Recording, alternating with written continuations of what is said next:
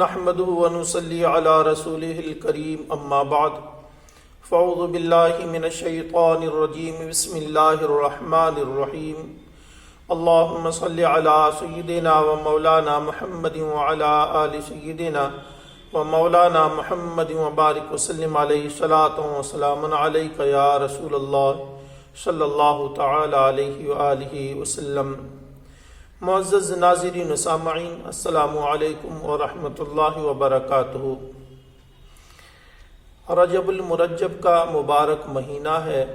اس مہینے میں اہل عقیدت، اہل سنت و جماعت ایک فاتحہ کرتے ہیں جس کے لیے کنڈے کی فاتحہ کہا جاتا ہے۔ عوام اس فاتحہ پر اتنی زیادہ توجہ دیتی ہے اور اتنے زیادہ مسائل پوچھتی ہے کہ جتنے روزے اور نماز کے بھی مسائل نہیں پوچھے جاتے۔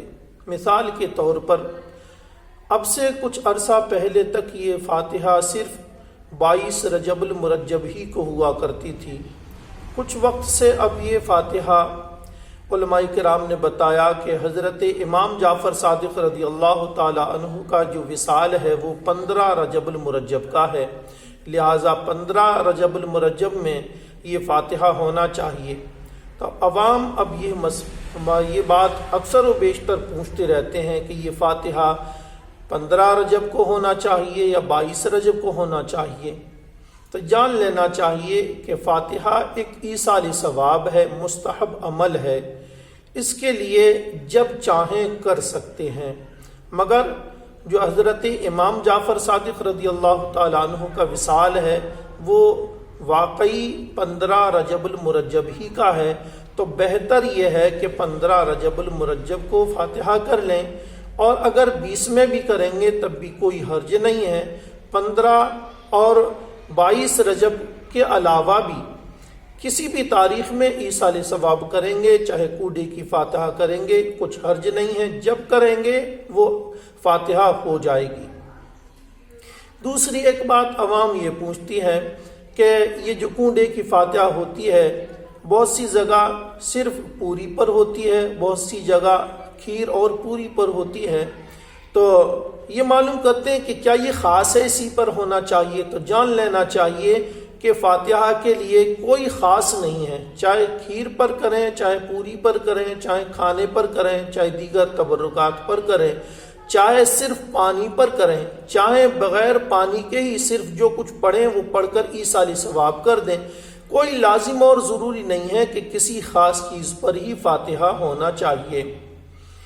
بعض جگہ اس فاتحہ کے لیے مٹی کے برتن خاص کر خریدے جاتے ہیں جو فاتحہ کے بعد میں استعمال میں بھی نہیں آتے، تو عوام پوچھتے ہیں کہ کیا وہ مٹی کے برتنوں میں رکھ کر فاتحہ کرنا ضروری ہے؟ تو یہ جان لینا چاہیے کہ وہ مٹی کے برتن صرف اسی لیے خریدے جاتے ہیں اور اس کے بعد میں کسی کام میں استعمال نہیں ہوتے، ان کے لیے ایک طرف رکھ دیا جاتا ہے۔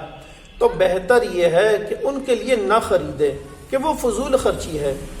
فاتحہ گھر کے برتنوں میں بھی ہو سکتی ہے، بلکہ گھر کے برتن میں کریں وہی سب سے بہتر ہے، اور اس فضول خرچی سے بچنا چاہیے۔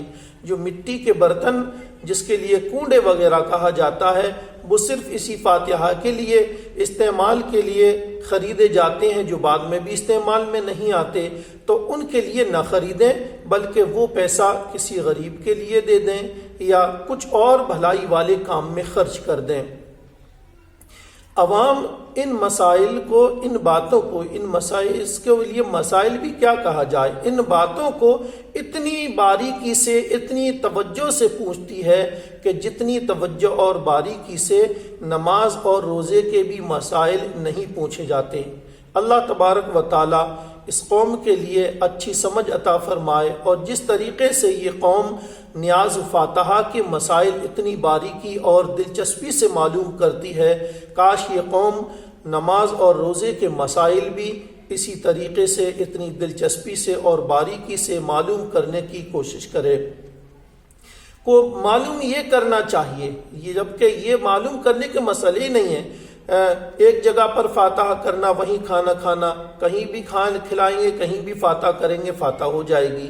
کھیر پوری پر ہی کرنا یا کسی اور پر کر سکتے ہیں، کسی بھی چیز پر کھانے والی پر فاتحہ کریں گے فاتحہ ہو جائے گی، کس تاریخ میں کریں کسی بھی تاریخ میں کریں گے فاتحہ ہو جائے گی۔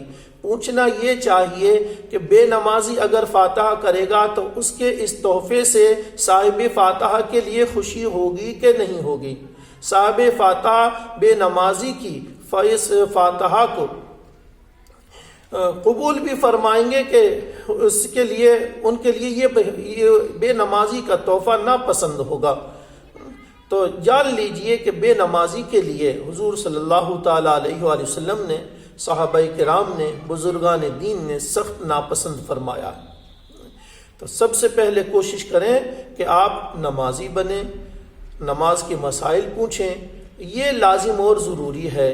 جن بزرگان دین کی ہم فاتحہ کرتے ہیں انہوں نے اپنی فاتحہ کے لیے یہ کوششیں، یہ قربانیاں نہیں دیں کہ ہم ان کے لیے ان کے بعد میں فاتحہ کرتے رہیں، بلکہ ان کے لیے اس سے زیادہ خوشی جب ہوگی جب ہم نیک بن جائیں، نمازی بن جائیں، پرہیزگار بن جائیں، اللہ تعالیٰ کا حکم ماننے والے بن جائیں، اللہ تعالیٰ کے حکم پر چلنے والے بن جائیں، اس کے فرما بردار بن جائیں۔